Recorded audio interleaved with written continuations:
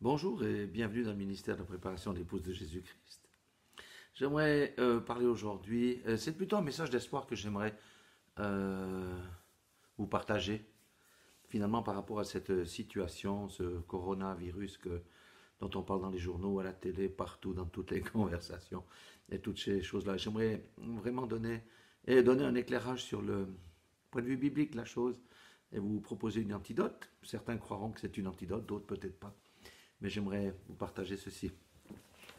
Donc ce message s'adresse à tous les croyants, ceux qui ont donné leur vie à Jésus-Christ. Et j'aimerais lire une parole dans Ésaïe 30, 15. Mais ce message s'adresse aussi à ceux qui ne connaissent pas Dieu. Peut-être qu'ils vont trouver des réponses intéressantes. Et j'aimerais qu'on aille dans le livre d'Ésaïe, chapitre 30, verset 15. Il est dit ceci. Car ainsi a parlé le Seigneur l'Éternel, le Saint d'Israël. Il a parlé, il a dit. C'est dans la tranquillité et le repos que sera votre salut. Le salut, c'est pas que le salut éternel, c'est aussi être sauvé de quelque chose. C'est dans la tranquillité et le repos que sera votre salut. C'est dans le calme et la confiance que sera votre force. Amen. Et qu'est-ce qu'on constate aujourd'hui? C'est que la peur a saisi le monde, la panique a saisi le monde. Les gouvernements, le milieu médical, tout ça, tout le monde est dans la panique. Les médias rajoutent, les journaux rajoutent, la télévision rajoute et toutes ces choses-là. Or, si nous croyons Dieu, nous croyons ce que dit la Bible, d'abord, la peur ne vient pas de Dieu, la peur vient de l'ennemi. Il faut être clair à ce sujet. Et la Bible nous a dit ici, c'est dans le calme et la confiance que sera votre force. Amen. Alléluia. La confiance en qui? La confiance en Jésus-Christ. Amen. En notre Dieu. Parce que nous avons une manière de trouver la confiance. C'est-à-dire, lorsque nous sommes dans la difficulté ou lorsqu'il y a de l'angoisse, je vais vous montrer comment on peut acquérir vraiment cette confiance par la foi. Et pour ça, il faut aller dans le livre de Job. Job, tout le monde en a entendu parler. C'est quand même une personne qui a subi beaucoup de tribulations, on va dire. Donc, il était bien placé pour parler là-dessus. Et j'aimerais qu'on aille au chapitre 5, verset 19. Il dit ceci. 6 fois, il te délivrera de l'angoisse. Qui c'est il? C'est Dieu. Et 7 fois, le mal ne t'atteindra pas. Amen. Ça veut dire que lorsque l'angoisse vient sur le monde, Dieu peut t'en délivrer. Amen. Alors, si comme moi, tu crois ce que la parole de Dieu dit, prends ta délivrance de la peur aujourd'hui et ton angoisse sera chassée. Amen. Parce que lorsqu'on s'adresse au Seigneur, Dieu Tout-Puissant, il agit, Dieu ne ment pas. Il y a quelque part, on dit, d'où me viendra le secours? Quand on est dans une situation comme ça. Et la Bible dit, dans un psaume, je lève les yeux vers les montagnes. Pourquoi vers les montagnes? Parce que Dieu siège en-dessus des montagnes. D'où me viendra le secours? Et la parole de Dieu dit ici, encore au verset 21, deuxième partie, tu seras sans crainte quand viendra la dévastation. Amen. Vous savez qu'on vit dans des temps très difficiles. Les choses ne vont pas de mieux en mieux, mais de pire en pire. Amen. Nous sommes au début du commencement des douleurs, selon la Bible. Et vous savez que les contractions, en général, quand une femme accouche, eh bien, elles vont crescendo, elles ne vont pas en diminuant. Amen. Donc, si nous avons déjà peur aujourd'hui pour un petit virus qui circule le monde et on a peur de tout ce qui se dit, comment est-ce qu'on va faire lorsque les choses vont vraiment venir beaucoup plus difficiles? Il faut qu'on travaille notre foi. C'est une bonne opportunité de travailler notre foi. Vous voyez, il dit, verset 22, tu te riras de la dévastation comme de la famine. Amen. Pourquoi? Parce que nous sommes à l'abri en Jésus-Christ. Amen. Alléluia. Pourquoi? Parce que celui qui a l'Esprit de Dieu, celui qui a l'Esprit Saint, a quelque chose de différent. C'est la paix du cœur, quelles que soient les circonstances. Parce que celui qui a la paix du cœur, celui qui a le Saint-Esprit, c'est en qui il a cru. Amen. C'est pourquoi cessons de nous courber sous cet esprit de peur, de panique. Faut-il croire les présidents et les scientifiques ou vaut mieux-il croire Jésus et sa parole? Beaucoup vont prendre le premier choix, beaucoup vont prendre le second. Moi, j'ai opté pour le second. Amen. Vous voyez, arrêtons de parler du coronavirus, parlons plutôt de Jésus et parlons de la parole de Dieu. Amen. Je vais encore juste prendre encore un ou deux petits versets dans Psaume 34. Il y a un verset fantastique, c'est le verset 5, vous voyez. Il dit, j'ai cherché l'Éternel, il m'a répondu. Aujourd'hui, on est dans les temps, il faut chercher l'Éternel, n'est-ce pas? Même ceux qui ne connaissent pas Dieu peuvent chercher l'Éternel, Dieu va se révéler à eux.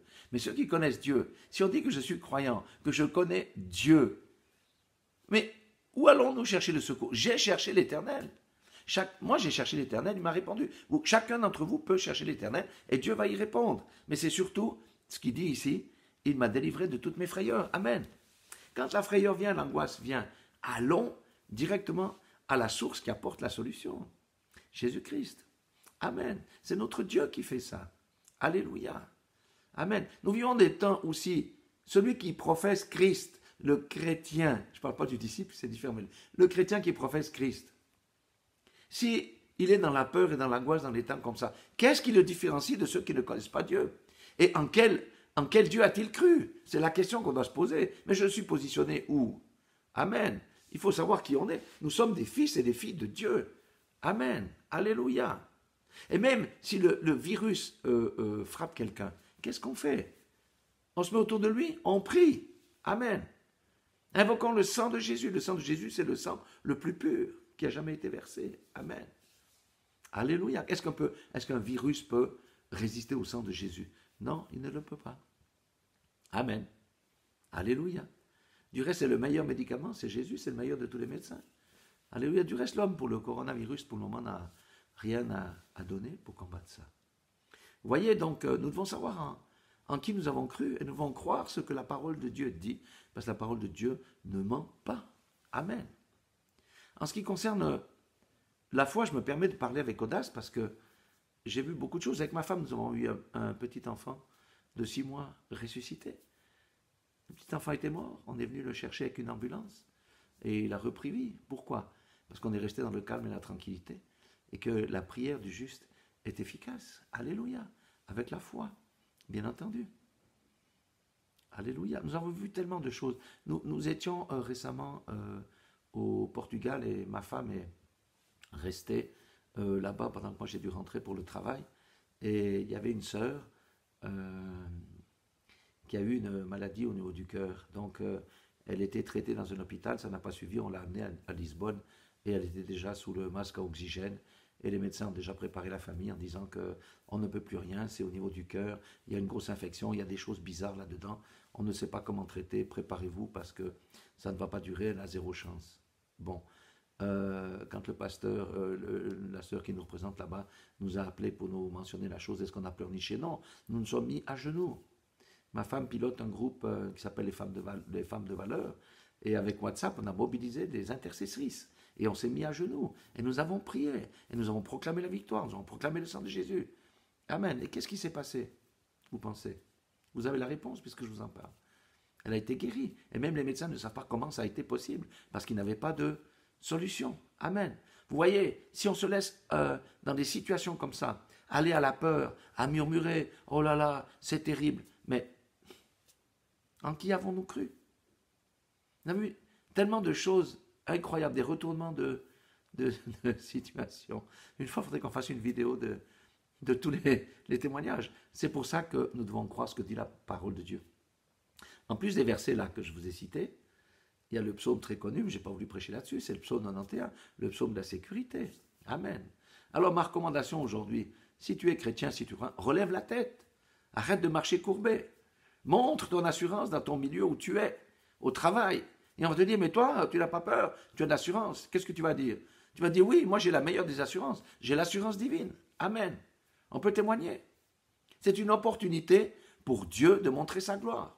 Vous savez qu'à Wuhan, là où le foyer comment on appelle ça, le foyer du coronavirus là, a été déclaré, il y avait une église de chrétiens là-bas. Et tous les membres étaient malades. Et ils étaient inquiets, chacun s'est resté terré chez eux. Et à Hong Kong, il y a un pasteur qui vit en Israël, c'est un Américain, c'est Eric Riding, il avait donné des prophéties et il a parlé aussi à l'avance de ces choses qui allaient toucher la Chine, toucher la Corée. Et le pasteur de cette église a entendu cette exhortation, ça l'a complètement remotivé. Ils se sont mis ensemble, toute l'église, ils ont prié et vous savez ce qui s'est passé? Ils ont été guéris et ils sont descendus dans la rue pour témoigner et il y a eu des guérisons dans la rue. Amen. Dieu s'est glorifié. Amen. Ayons la foi, mes frères, mes sœurs. Ayons la foi. Exerçons notre foi. Amen. Et surtout, chassons le joug de la peur et de la panique. Il est temps plutôt de parler de Jésus et de l'Écriture que de colporter le coronavirus ou les messages négatifs du coronavirus. Amen. Rappelez-vous aussi que nous vivons dans des temps où les choses n'iront pas de mieux en mieux. Hein. La Bible est claire à ce sujet. Une fois, je ferai peut-être une vidéo sur le commencement des douleurs et les douleurs et qu'est-ce qui va se passer. Mais nous qui croyons, nous qui avons reçu le Saint-Esprit, nous sommes à l'abri parce que nous savons en qui nous avons cru. Et celui en qui nous avons cru ne ment jamais. Il vient toujours au secours de ses appelés, de ses élus, de ceux qu'il aime. Parce que la Bible dit que tout concourt au bien de ceux qui aiment Dieu. Ça ne veut pas dire qu'on n'aura pas de difficultés, ça ne veut pas dire qu'on n'aura pas d'épreuves, ça ne veut pas dire qu'on n'aura pas de tribulation. Mais en tous les cas, nous avons le secours divin pour nous. Voilà, soyez tous bénis dans le nom puissant de Jésus-Christ. Amen.